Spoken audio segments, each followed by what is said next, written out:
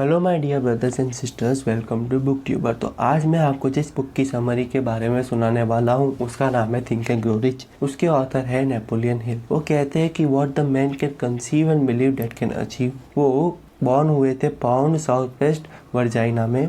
Sorry अगर मैंने गलत प्रोनाउंस किया हो। तो वो एक बहुत ही गरीब फैमिली में बिलोंग करते थे। वो जब यंग थे तो उनकी मदर थी वो पास हो गई थी और उनके पास पैसे ना होने की वजह से उन्हें कॉलेज में ड्रॉप आउट लेना पड़ा। उनकी लाइफ का टर्निंग पॉइंट तब आया जब एंड्रू कार्नेगी से वो मिले 1908 में।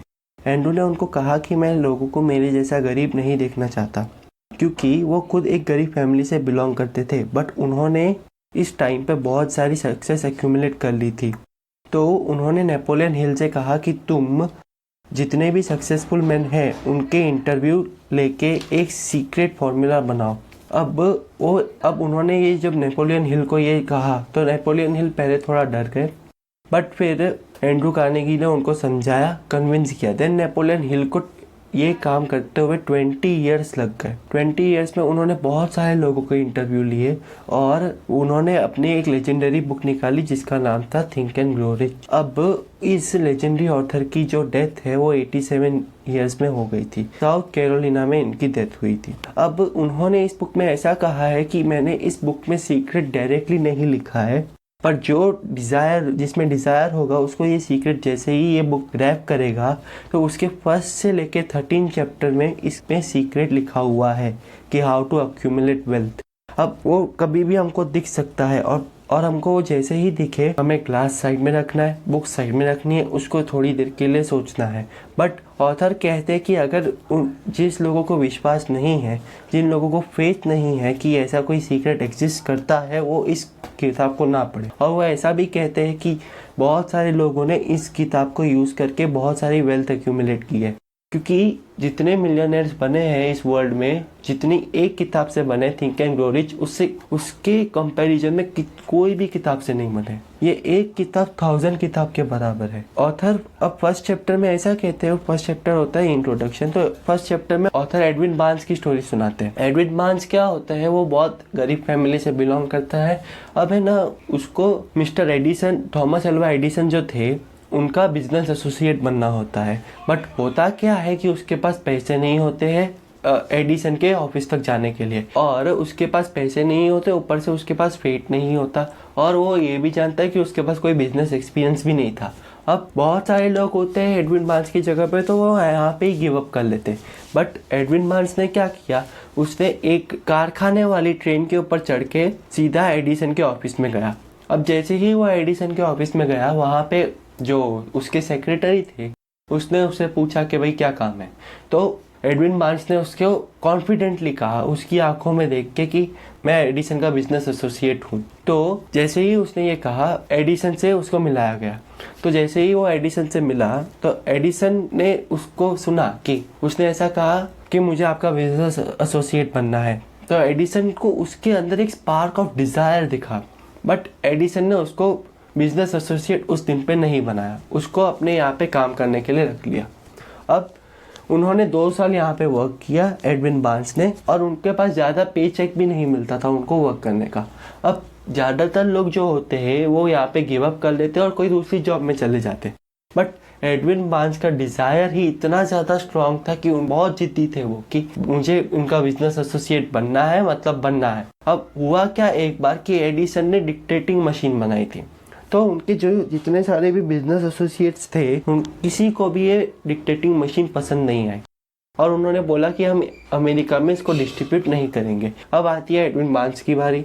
एडविन बार्न्स तब झाड़ू लगा रहे थे ना। एडविन बार्न्स ने जैसे ही ये सुना, उन्होंने एडिसन से कहा कि मैं सेल कर सकता हूँ इसको, आप मुझे एक अपॉर्चुनिटी दो। तो जैसे ही एडिसन ने एडविन बार्न्स को अपॉर्चुनिटी दी, एडविन बार्न्स ने $2 to $5 मिलियन इन रेवेन्यू कमाया। अब ये हुआ कैसे, उनके स्ट्रॉन्ग बर्निंग डिज़ायर से, उनके परसिस्टेंस से और उनके थॉट से, क्योंकि हर एक चीज़ की शुरुआत किससे होती है, थॉट से ही होती है। तो उन्होंने क्या क्या किया, सबसे पहले उन्होंने थॉट लाया कि मुझे एडिसन का बिजनेस एसोसिएट बनना है। सेकेंड उन्होंने क्या किया, उनमें बहुत ही ज़्यादा बर्निंग डिज़ायर था कि जब तक मिले नहीं तब तक मैं इसके पीछे ही पड़ा रहूँगा, चाहे मैं मर भी जाऊँ या सक्सेसफुल भी हो जाऊँ, मैं इसके पीछे ही पड़ा रहूँगा। और उनके पास डिफाइंड नाइट ऑफ पर्पस था डिफाइनाइट पर्पस भी था, ऊपर से वो परसिस्टेंट भी थे। यही एक क्वालिटीज होती है जो मैन को सक्सेसफुल बनाती है। अब ऑथर इसमें ऐसा कहते हैं कि मैंने इस किताब में 13 प्रिंसिपल्स डिस्क्राइब किए हैं। अगर उन 13 प्रिंसिपल्स को जो डिजायर्ड पर्सन होगा उन 13 प्रिंसिपल्स को अच्छे से पढ़ेगा और उनको समझेगा और इसके एप्लीकेशंस भी है इसमें, इस किताब में, और उसको अप्लाई भी करेगा। अब ये इतनी लेजेंडरी बुक है कि लोग इसे बहुत ज़्यादा रिकमेंड करते हैं। ऑथर एक और स्टोरी सुनाते हैं जिसका नाम है 3 फीट फ्रॉम गोल्ड। तो उन्होंने क्या बोलते हैं कि एक बार गोल्ड फीवर होता है, तब बहुत सारा गोल्ड, मतलब गोल्ड रश कहते हैं ना, वैसा गोल्ड रश होता है। तो वहाँ पे क्या होता है कि एक दो पर्सन होते हैं, एक का नाम होता है मिस्टर डार्बी। अब वो क्या करते हैं, मिस्टर डार्बी जो होता है पहले वो डग करने चला जाता है। तो सबसे पहले उसको शाइनिंग ओर मिलता है। अब जैसे ही उसको शाइनिंग ओर मिला तो उसको ऐसा लगा कि यहाँ पे गोल्ड भी हो सकता है। तो उन्होंने क्या किया, अपने जो भी सारे नेबर्स थे उससे पैसे बोरो कर दिए। अब पैसे बोरो करके उन्होंने क्या किया, डिगिंग मशीन बोरो की। अब डिगिंग मशीन बोरो करने के बाद उनको ऐसा लगा कि मुझे गोल्ड मिल जाएगा। वो डिग करते गए। तो फिर लास्ट में क्या हुआ कि उन्हें गोल्ड मिला, पर थोड़ा ही मिला। फिर वो गोल्ड बेचने गए तो ऐसा देखा कि वो पूरी जो खोदी थी उन्होंने माइन, वो गायब हो गई। अब क्या हुआ, वो माइन जैसे ही गायब हुई तो उन्होंने फिर से खोदना चालू किया। फिर उन बहुत खोदते गए, उन्हें कुछ ही नहीं मिला। तो उन्होंने क्या किया, ये जो मशीन थी को एक बंगाल वाले को दे दी। अब बंगाल वाले को देने के बाद वो बंगाल वाले ने क्या किया कि है ना, उस मशीन को लेके उसी माइन में चला गया और जो एक्सपर्ट होता है उससे पूछा कि यहाँ पे गोल्ड है कि नहीं है। तो जो एक्सपर्ट है उन्होंने बताया कि आप जो भी था ना, जो डिगर था वो बहुत गोचू था, क्योंकि गोल्ड सिर्फ 3 फीट नीचे था और जो डार्बी था उसने सिर्फ 3 फीट पे ही गिव अप कर दिया, लास्ट 3 फीट पे। तो हमारी लाइफ में भी ऐसा ही होता है, जब हम लास्ट में पहुंच जाते हैं तभी बहुत सारे लोग गिव अप कर देते हैं। ऑथर कहते हैं कि हमें परसिस्टेंस बनाए रखना चाहिए और यही लेसन डार्बी ने अपने माइंड में रखा। तो डार्बी ने क्या किया, जब डार्बी इंश्योरेंस पॉलिसी बेचना चालू किया उसने, और वो अमेरिका का टॉप 50 इंश्योरेंस सेलर में आता था। उन्होंने 10 लाख से भी ज़्यादा इंश्योरेंस पॉलिसी बेचती थी। अब कोई भी कंज्यूमर उसे ना बोलता था इंश्योरेंस लेने का तो वो अपनी 3 फीट वाली स्टोरी याद रखता और जब तक मिले नहीं तब तक वो उसके पीछे पड़ जाता था। तो इन दोनों स्टोरीज में से हमने यही कंक्लूड किया है कि सबसे पहले हमारे दिमाग में एक थॉट होना चाहिए कि हमको क्या चाहिए, उसके ऊपर एक बर्निंग डिज़ायर होना चाहिए, पागलों के जैसे उसके पीछे पड़ जाने का। फिर परसिस्टेंस होना चाहिए, गिव अप नहीं करना चाहिए, और एक्सपर्ट एडवाइस भी लेनी चाहिए, वो भी काम आती है क्योंकि वो इस फील्ड में एक्सपर्ट है, राइट।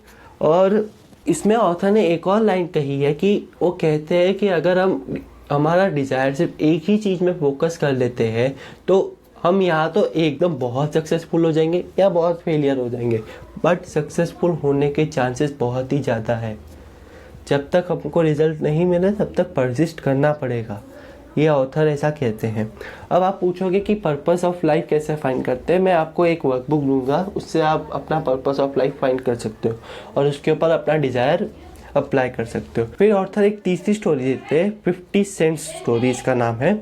तो क्या होता है, जो मिस्टर डार्बी होते हैं उसके कुछ दादा या कोई होता है, मेरे को एग्जैक्ट पता नहीं है, बट उसके रिलेशन में कोई बुढ़ा पर्सन होता है। तो क्या होता है, एक चिल्ड्रन आता है उससे 50 सेंट्स मांगने, तो वो बुढ़ा ना बोल देता है। अब वो जो चिल्ड्रन था उस ओल्ड मैन की आंखों में देख रहा था और उसने बोला कि मुझे 50 सेंट्स चाहिए।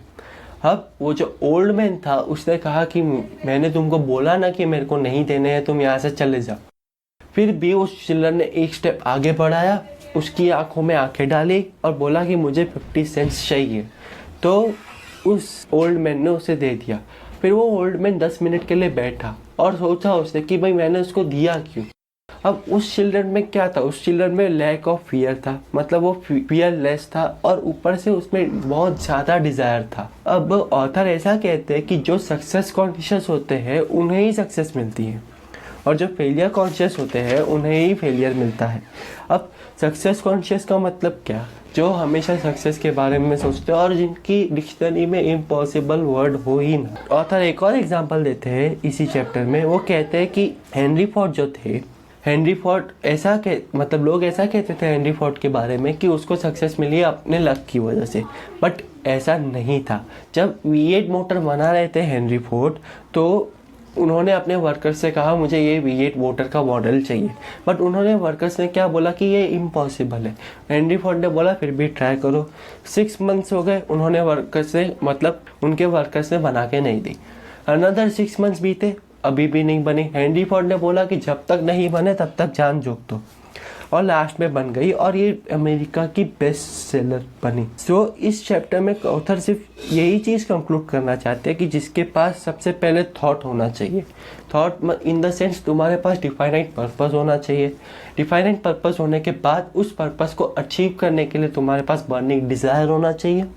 देन उसके लिए तुम्हें परसिस्ट करना पड़ेगा, और बीच बीच में हर्डल्स आएंगी तो परसिस्टेंस दिखाना पड़ेगा, मतलब नेवर गिव अप वाला एटीट्यूड होना चाहिए।